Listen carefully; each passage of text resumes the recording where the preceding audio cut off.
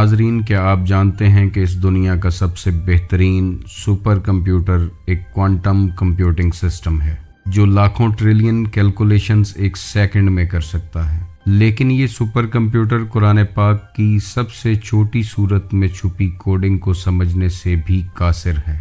آج کے دور میں جہاں سائنس اینڈ ٹیکنالوجی اپنے عروج پہ جا چکی ہے اور آرٹیفیشل انٹیلیجنس جو منٹوں میں ہزاروں کتابیں لکھ سکتی ہے، جب اس سے پوچھا گیا کہ کیا وہ قرآن پاک کی سب سے چھوٹی صورت جیسی بھی کوئی ایک صورت بنا سکتی ہے، تو اس کا جواب نہیں تھا۔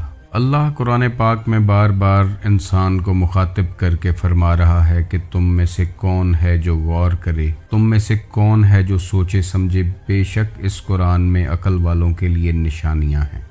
اسی کتاب میں اللہ انسان اور جنات کو یہ چیلنج دے رہا ہے کہ تم سب مل کر بھی اس جیسی کوئی ایک صورت نہیں بنا سکتے۔ قرآن پاک کی سب سے چھوٹی صورت سورہ الکوثر ہے۔ 3 آیات پر مشتمل اس صورت میں اللہ کی بے پناہ نشانیاں پنہاں ہیں کہ جنہیں اگر انسان جان لے تو اپنا سر سجدے سے کبھی نہ اٹھائے۔ اس صورت میں نمبر 10 کے کوڈ کو اللہ نے اس طرح چھپایا ہے کہ آج کا سپر کمپیوٹر بھی اسے نہیں پڑھ سکتا۔ سب سے پہلے تو یہ صورت صرف 10 الفاظ پر مشتمل ہے۔ اس صورت کی دوسری آیت میں قربانی کرنے کا حکم ہے اور قربانی ذی الحج کی 10 تاریخ کو ہی کی جاتی ہے۔ پہلی آیت کو اگر غور سے دیکھیں تو اس میں استعمال ہوئے یونیک حروف کی تعداد بھی 10 ہی ہے، اور اسی طرح جو یونیک حروف دوسری اور تیسری آیت میں استعمال ہوئے ہیں ان کی تعداد بھی 10 ہی ہے۔ جو حروف اس صورت میں صرف ایک دفعہ استعمال ہوئے ہیں وہ بھی 10 ہی ہیں۔ جو حرف سب سے زیادہ استعمال ہوا ہے وہ الف ہے، اور وہ بھی اس صورت میں 10 دفعہ ہی استعمال ہوا ہے۔ اس صورت کی ہر آیت لفظ را پر ختم ہو رہی ہے، اور عربک الفابیٹس میں را بھی 10ویں نمبر پر آتا ہے۔ قرآن مجید کی وہ صورتیں جو لفظ را پر ختم ہوتی ہیں ان کی تعداد بھی 10 ہی ہے، اور را پر ختم ہونے والی ان صورتوں میں سورہ الکوثر بھی 10ویں نمبر پر ہی آتی ہے۔ اس صورت کی ہر آیت میں موجود دوسرے لفظ کا اختتام لفظ کاف پر ہوتا ہے۔ یہ 3 الفاظ ہیں، اور تینوں الفاظ میں استعمال ہوئے حروف کی تعداد بھی 10 ہی ہے۔ اس صورت کو اگر نمرولوجیکل آرڈر میں دیکھیں تو ہر دوسرے لفظ کا اختتام کاف پر اور آیت کا اختتام را پر ہو رہا ہے۔ کاف کی نومیریکل ویلیو 20 ہے اور را کی نومیریکل ویلیو 200 ہے۔ اگر ہم 200 کو 20 کے ٹیبل میں دیکھیں تو یہ بھی 10 ہی بنتا ہے۔ قرآن کی اس صورت کی ابتدا بسم اللہ سے ہوتی ہے، اور بسم اللہ کے حروف کو شروع یا آخر جہاں سے بھی کاؤنٹ کریں حرف را نمبر 10 پر ہی آتا ہے۔ اور حیرت کی بات یہ ہے کہ بسم اللہ میں استعمال ہوئے یونیک حروف کی تعداد بھی 10 ہی ہے۔ قرآن پاک میں صرف 2 صورتیں ایسی ہیں جن کی شروعات انا سے ہوتی ہے اور اختتام را پر ہوتا ہے۔ ان میں پہلی صورت سورہ القدر ہے جو قرآن میں 97 نمبر پر موجود ہے، اور دوسری صورت سورہ الکوثر ہے جو 108 نمبر پر موجود ہے۔ ان دونوں صورتوں کے درمیان موجود صورتوں کی تعداد بھی 10 ہی ہے۔ آپ یہ جان کر حیران ہوں گے کہ سورہ قدر میں بھی حرف را 10 مرتبہ ہی استعمال ہوا ہے۔ سورہ قدر اور سورہ کوثر دونوں کی ابتدا لفظ انا سے ہوتی ہے، اور ان دونوں صورتوں میں 10 آیات ایسی ہیں جن کی ابتدا بھی انا سے ہی ہو رہی ہے۔ سورہ القدر کی آخری آیت سے لے کر سورہ الکوثر کی پہلی آیت تک 10 ایسے الفاظ ہیں جو حرف را سے شروع ہو رہے ہیں۔ قرآن کی سورہ القدر کی ابتدا بھی حرف الف سے ہوتی ہے، اور اس پوری صورت میں 10 الفاظ ایسے ہیں جو الف سے شروع ہو رہے ہیں۔ صرف یہی نہیں بلکہ اس صورت میں ایسی میتھمیٹیکل ایکویشنز ہیں کہ جن کے بارے میں جان کر آپ مزید حیران ہونے والے ہیں۔ اس سے پہلے ویڈیو کو لائک کیجئے گا، شیئر کیجئے گا اور چینل کو سبسکرائب کیجئے گا تاکہ آنے والی ویڈیوز کا نوٹیفیکیشن آپ کو ملتا رہے اور ہمارا اور آپ کا رابطہ بنا رہے۔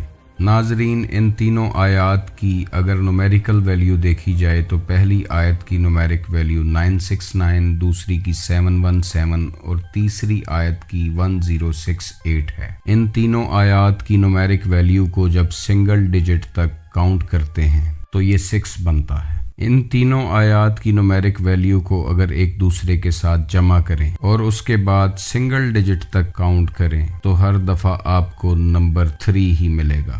حیرانگی کی بات تو یہ ہے کہ ان تینوں آیات کی نومیرک ویلیو کو اگر مائنس کریں اور سنگل ڈیجٹ تک کاؤنٹ کریں تو ہر دفعہ آپ کو نمبر 9 ملے گا۔ یہ وہ کیلکولیشن ہے جو آج کا سپر یا کوانٹم کمپیوٹر بھی نہیں بنا سکتا۔ آپ مزید جان کر حیران ہوں گے کہ ان تینوں آیات کی نومیرک ویلیو کو اگر ملٹی پلائی کریں اور سنگل ڈیجٹ تک کاؤنٹ کریں تو ہر جگہ آپ کو ملنے والا ڈیجٹ 9 ہوگا۔ انہی تینوں آیات کی نومیرک ویلیو کو اگر ڈیوائیڈ کریں اور آپس میں جمع کر دیں تو حاصل ہونے والی ویلیو 3.14 ہے، دیٹ از پائے۔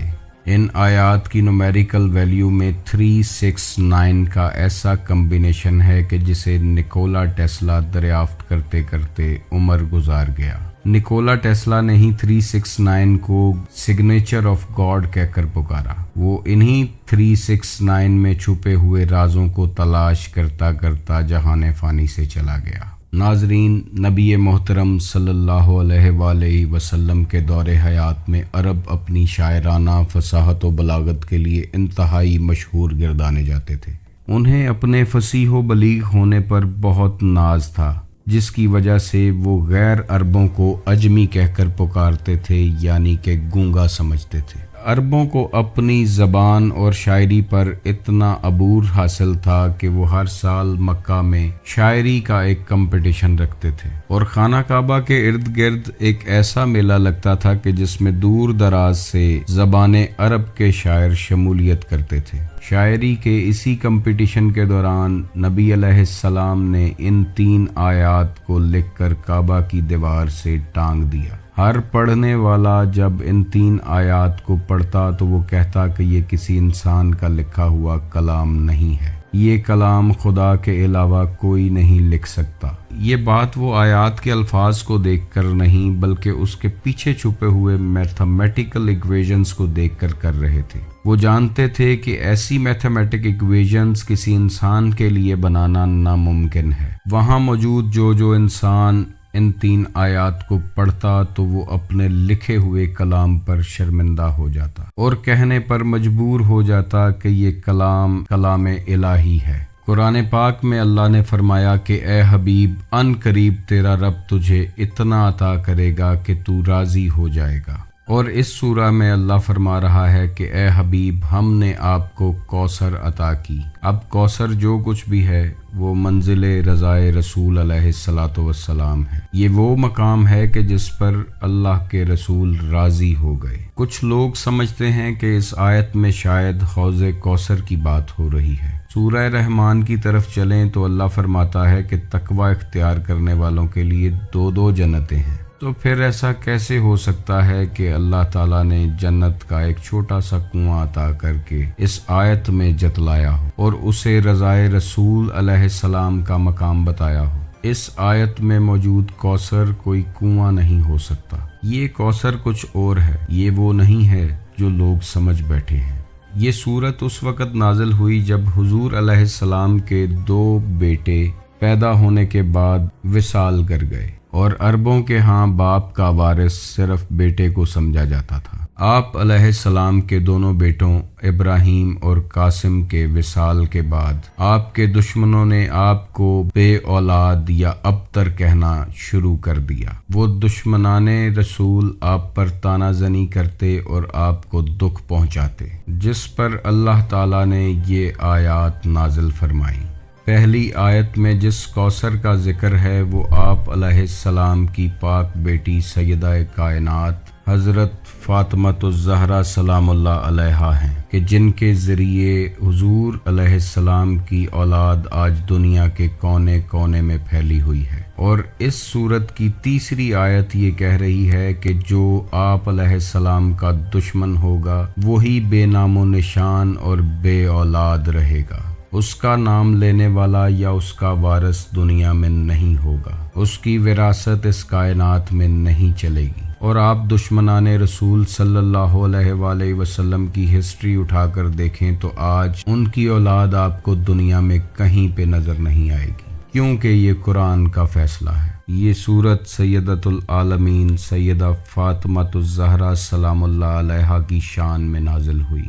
اس کی سب سے بڑی دلیل یہ ہے کہ لفظ فاطمہ کی جو نومیریکل ویلیو ہے وہ 19 ہے، اور گنتی 1 سے شروع ہوتی ہے اور 9 سے آگے نہیں بڑھتی، اور سورہ کوثر میں موجود لفظ الکوثر کی نومیریکل ویلیو بھی 19 ہی ہے۔ یہ وہ صورت ہے جو جگر گوشہ رسول علیہ السلام کی شان بیان کرتی ہے۔ اس چھوٹی سی صورت میں موجود نومیریکل ویلیوز اور میتھمیٹکس کا اگر احاطہ کرنا شروع کریں تو کئی کتابیں لکھی جا سکتی ہیں، اور اگر یہ حال قرآن پاک کی سب سے چھوٹی صورت کا ہے تو اتنی بڑی بڑی صورتوں میں اللہ کی کتنی نشانیاں چھپی ہوں گی، کیسے کیسے راز ہوں گے کہ انسان جن سے نا آشنا ہے، اگر وہ ان رازوں کو جان لے تو اللہ کے مزید قریب ہوتا چلا جاتا ہے۔ اللہ کی پہچان اللہ کی نشانیوں سے ہوتی ہے، اور یہ قرآن اللہ کی نشانیوں سے بھرا پڑا ہے۔ اسی لیے قرآن پاک پر غور و فکر کرنے والوں کے درجات کچھ اور ہی ہیں۔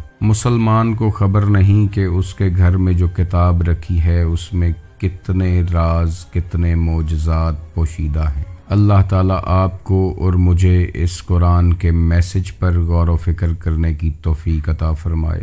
آپ خوش رہیں، آباد رہیں، اور رحمت خداوندی کے سائے میں رہیں۔ اللہ حافظ۔